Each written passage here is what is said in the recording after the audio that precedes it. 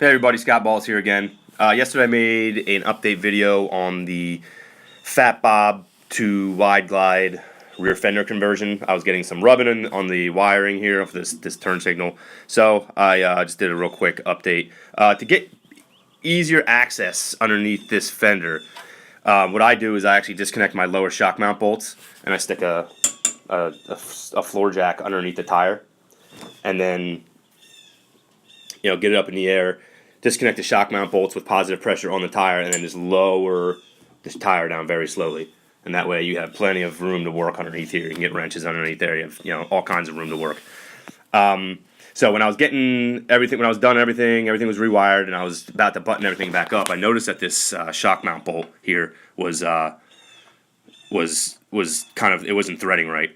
Pretty much what would end up happening is I would start it here. It would start, probably go about a turn, and then when I would go to turn it a little bit more, I was getting a lot of resistance, and then I would see this, the end of the bolt itself would just go up and go cockeyed.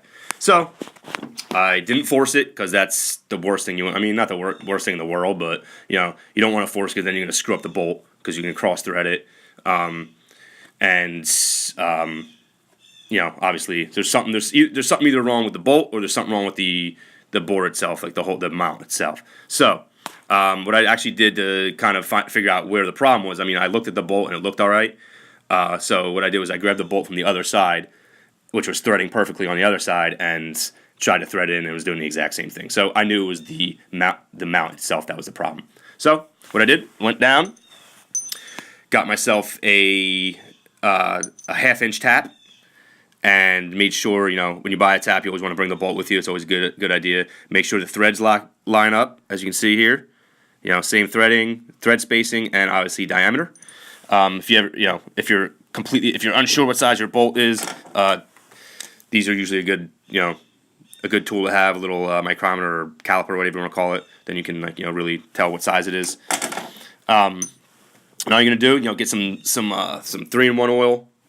And the tap itself, I put the 3-in-1 oil on the inside of the bore, along the tap itself. All right, so you get it started.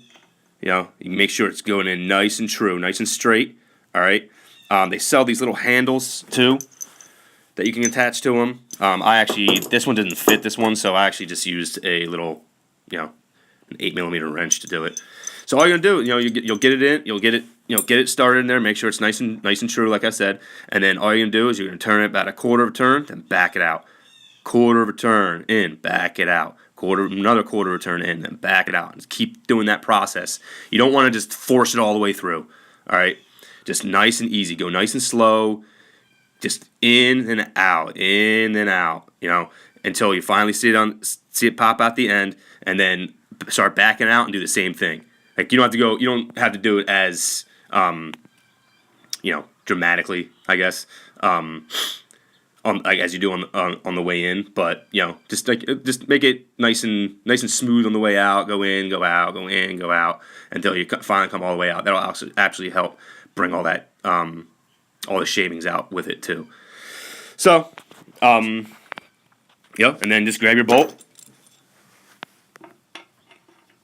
and make sure it threads nicely, just like this. You're all set. Beautiful. Threads nice and smooth. You don't have to fucking worry about it again. Whatever you do, just don't force it in. Like, if you start feeling that, if you start feeling any kind of super bad resistance, and you see especially if you see the bolt itself go a little cockeyed, just stop. Just stop and pull it back out, and then figure the problem out instead of cross threading. Then you have to deal with a whole other problem. Just take your time with the tap. Like I said, just go a quarter of a turn till you feel a little bit of resistance, then back it out. If you start feeling a lot, if you start feeling the resistance again, go a little further, then back it out, and just keep moving along that nice and easy path, all in and then out. You know what I mean? And that'll create a brand new or a nice new, nice new threading for you, and everything will be nice and smooth, and you don't have to worry about it. When you do go to attach this back on, I put a little bit of blue thread locker on it, and that'll hold everything up in there. And then I believe these torque specs torque spec on this lower mount is 30 to 40 foot-pounds. So yeah, make sure it's all good. Got some thread locker on, and you're all set. All right, guys. I hope this video helped, and stay on two wheels. You know, be careful out there. All right, see ya.